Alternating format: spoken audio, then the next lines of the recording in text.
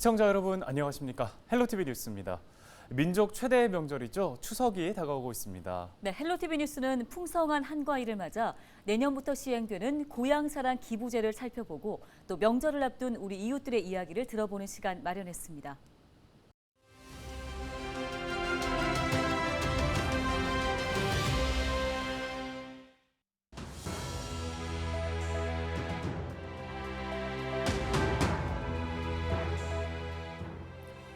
고향 사랑 기부제라고 들어보셨는지요? 개인이 주소지 이외에 고향이나 희망하는 지자체에 일정한 액을 기부하는 제도인데요. 이 지자체는 이를 주민 복리 사업에 활용하고 기부자에게 세액공제와 함께 답례품을 제공합니다. 지방 소멸과 농촌 고령화 등 위기를 극복하기 위해 지난 2008년 일본에서 도입한 고향세와 같은 건데요. 2020년 기준 일본의 고향세 시장은 6조 원 안팎에 달한다고 합니다. 우리나라에서는 내년 1월부터 고향사랑 기부제가 시행되는데요. 지난해 9월 관련 법률이 국회 본회의를 통과한 데 이어서 조만간 시행령이 제정될 예정입니다. 이 기부금은 한 사람당 1년에 최대 500만 원을 낼 수 있는데요. 10만 원까지는 전액 세액공제를 받고 그 이상은 16.5%를 공제받게 됩니다. 지자체는 기부금의 30% 최대 100만 원 이내에서 기부자에게 답례품을 제공할 수 있는데요. 고향세법 시행을 앞두고 각 지자체에서는 전담 조직을 만드는 등 분주한 모습인데 특히 이 답례품으로 어떤 게 좋을지 가장 고민하고 있다고 합니다. 기부자는 다양한 혜택을 받을 수 있고 지자체는 열악한 재정을 확충할 수 있어서 서로가 좋은 고향사랑 기부제. 전문가들은 지역에 대한 애착 관계를 형성하고 이야기가 담긴 농특산물이나 체험, 또 관광 상품 등 차별화된 답례품을 발굴하는 게 성공의 관건이라고 조언하고 있습니다. 지금까지 데일리 브리핑이었습니다.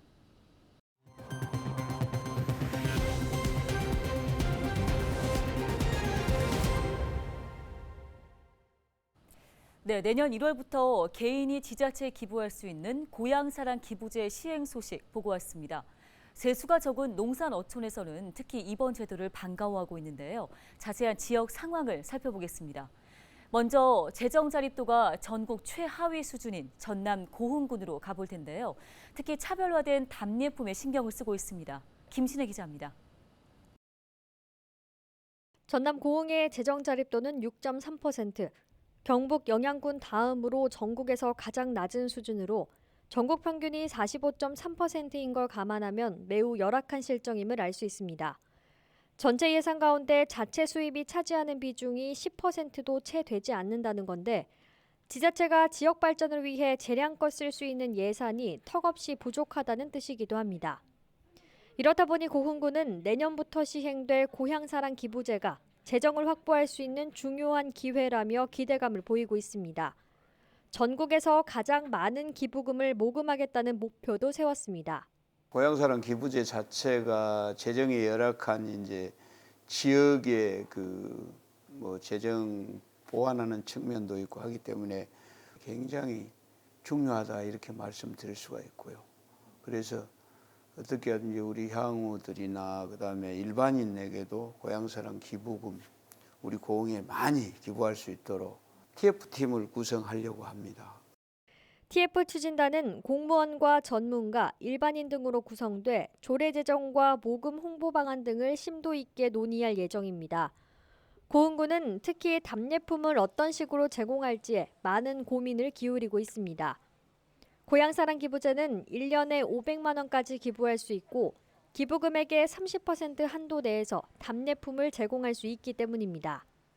고흥군은 답례품으로 특산물뿐만 아니라 사회복지 등 서비스를 제공할 수 있다는 점에 주목하고 있습니다. 부모가 고흥에 살고 있지만 자주 들르지 못하는 자녀들을 포함해 기부자들에게 차별화된 답례 서비스를 제공하겠다는 겁니다. 우리 고흥을 여행할 수 있는 2박 3일 상품권이나 이런 거를 줄 수 있고 부모 안부 묻는 서비스 이것도 좀 포괄적으로 해보고 싶고요. 그다음에 고령자들의 이불 세탁 서비스 같은 거 이런 것들은 지금도 하고 있지만 더 확대해서 개인이 현재 살고 있는 곳을 제외한 지자체에 기부할 수 있는 고향사랑 기부제. 고흥군은 보다 많은 사람들이 고흥에 기부하고 의미를 느낄 수 있도록 각자의 기부금이 어디에 쓰이는지 공개하는 방안도 검토할 계획입니다. 헬로티비 뉴스 김신혜입니다. 네, 재정 자립도가 낮은 지역은 고향사랑 기부제를 통한 재정 확보가 지역의 문화 또 복지 혜택 확대에 큰 도움이 될 수 있겠네요. 네, 그렇습니다. 자, 이번에는 경북 의성군으로 가보겠습니다. 경북 의성군은 군청 내 11개 팀이 태스크포스 팀을 꾸리고 관련 교육도 진행하는 등 고향사랑 기부금의 선제적인 확보를 위해서 적극적으로 나서고 있습니다. 홍하영 기자가 취재했습니다. 지난해 10월 행정안전부로부터 인구 감소 지역으로 지정된 의성. 의성의 7월 말 기준 인구는 5만 477명으로 10년 전에 비해 6천여 명, 10% 가까이 줄어들었습니다. 인구가 많지 않은 상황에서 사망 등으로 자연 감소하는 인구도 500명이나 됩니다. 인구가 줄면서 걷어들이는 세수가 감소하다 보니 지방세, 세외 수입을 합한 금액이 480억 원에 불과합니다. 재정 자립도는 8.24%로 기초자치단체 226곳 중 198위입니다. 의성군은 내년부터 시행할 고향사랑 기부제가 지역 재정 확보와 지역 활성화에 도움을 줄 것으로 기대하고 있습니다.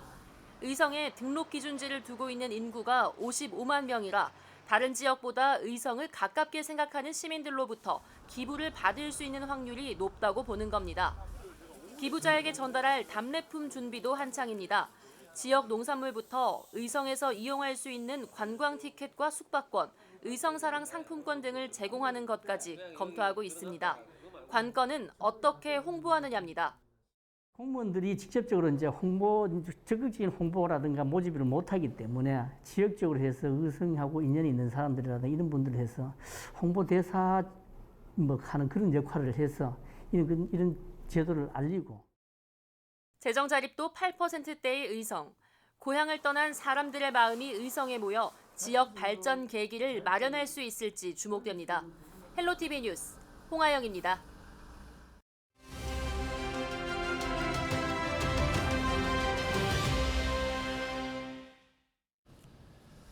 네, 앞서 전해드린 것처럼 내년부터 시행되는 고향사랑 기부제, 지역에서 세수를 추가 확보할 수 있을 것으로 기대됩니다. 재원을 어느 정도로 확보할 수 있을지, 앞으로 지자체가 해야 할 일은 무엇인지에 대해서 알아보겠습니다. 네, 이번 시간에는 고향사랑 기부제 연구를 이끌어온 전지성 강원연구원 박사를 만나 이야기 들어봤습니다. 안녕하세요. 강원연구원의 전지성입니다.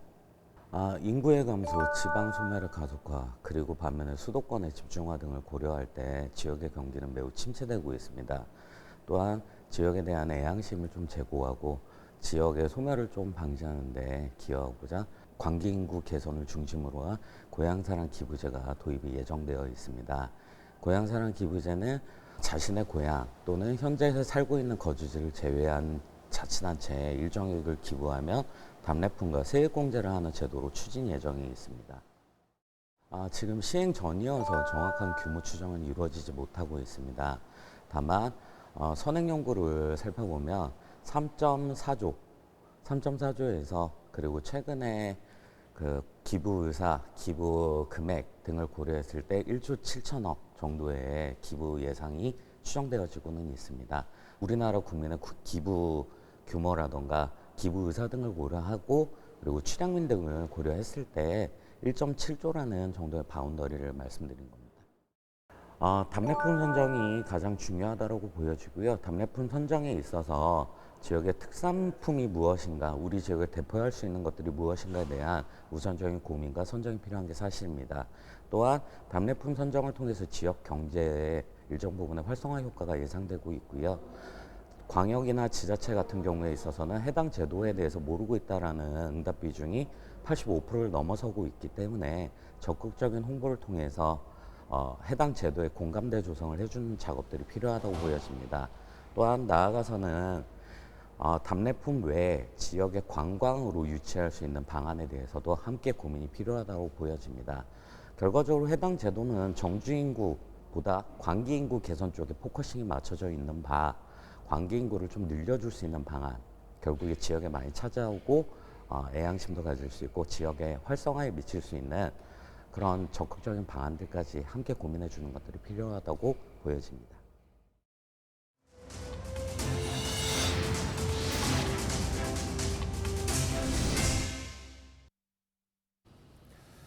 모두의 평안한 명절을 위해 추석 연휴에도 고향을 찾지 못하는 사람들이 있습니다.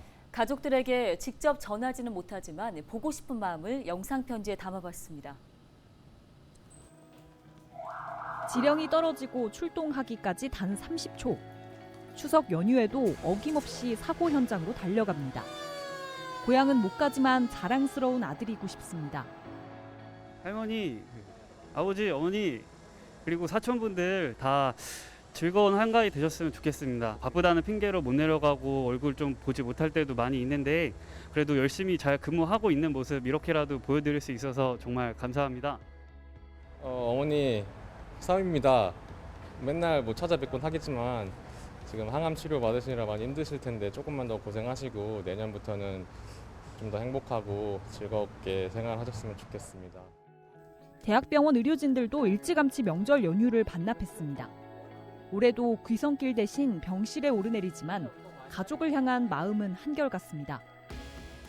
직접 뵙지는 못하지만 여기서 좋은 교수님들과 좋은 동료들과 같이 일하고 환자분들도 또 좋게 맞이해주고 하니까 즐겁게 또 보내고 있습니다. 저 걱정하지 마시고 추석 때 즐겁게 보내시고 이따 전화 드릴게요. 시민들의 안전을 위해 추석 연휴에도 비상근무를 서는 공무원들. 만나지 못해 아쉬운 마음은 보고 싶다는 말로 대신합니다. 이번 명절에도 사무실에서 근무해야 되기 때문에 못 내려갈 것 같습니다. 이제 조만간 짬을 내서 고향 한번 방문하도록 하겠습니다. 그리고 친구들도 안 본 지 너무 오래됐는데 많이 보고 싶다, 친구야. 헬로티비 뉴스 이세진입니다. 차례상 준비하면서 깜짝 놀란 분들 많으실 겁니다. 물가 고공행진 속에 각종 식재료 값이 눈에 띄게 상승했는데요. 네, 올해 추석 차례상 비용은 지난해보다 7% 증가한 27만 원가량으로 조사됐습니다. 안수민 기자입니다. 음식 하나하나 정성을 다해 올리는 차례상.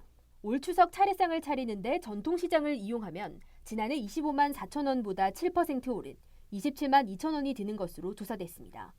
무가 53% 올랐고 밀가루가 38.6%, 대추가 33.5% 오르는 등 모든 식재료 값이 상승한 데 따른 것입니다. 폭염에 유례없는 폭우, 수입 가격 상승까지 겹쳤기 때문입니다. 무가 보통 3,000원에 한 2,000원 정도. 문화지 야채도 비싸고 인건비도 비싸고 이러니까 농사의 수량이 많이 줄었지요. 대형마트 역시 시금치값 폭등과 무, 밀가루값 상승으로 지난해보다 상차림 비용이 2만 원 이상 오르면서 36만 4천 원이 들었습니다. 전통시장과 대형마트를 비교하면 전통시장이 9만 1천 원가량 저렴했습니다. 차례상 비용을 절반 이상 줄일 수 있는 방법도 있습니다. 과자 종류 등 차례상 품목을 10가지가량 뺀 간소화 차례상의 경우 전통시장이 11만 원, 대형마트가 14만 원으로 나타났습니다. 정부가 공급하는 농수산물 할인 쿠폰이나 지역 화폐를 사용하면 10% 가까이 비용이 더 줄었습니다. 헬로티비 뉴스 안수민입니다. 큰아들, 이번 추석에 언제 내려오냐? 연휴가 어느 정도 됐는데 유승이하고 승훈이하고 데리고 내려와라. 그리고 전화 미리 하고 작은아들 언제쯤 오실 거야? 꼭 엄마한테 전화해줘. 막둥이 성현아, 그리고 작은 며느리 서은안,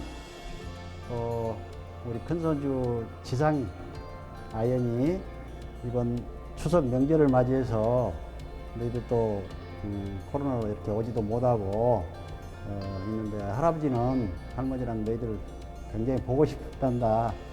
이번 명절 끝나고 한가한 때 한번 만나서 순천에서 한번 재밌게 한번 놀아보자. 빠이빠이. 네, 오늘 저희가 준비한 소식은 여기까지입니다. 네, 풍성한 한가위 보내시기 바랍니다. 고맙습니다.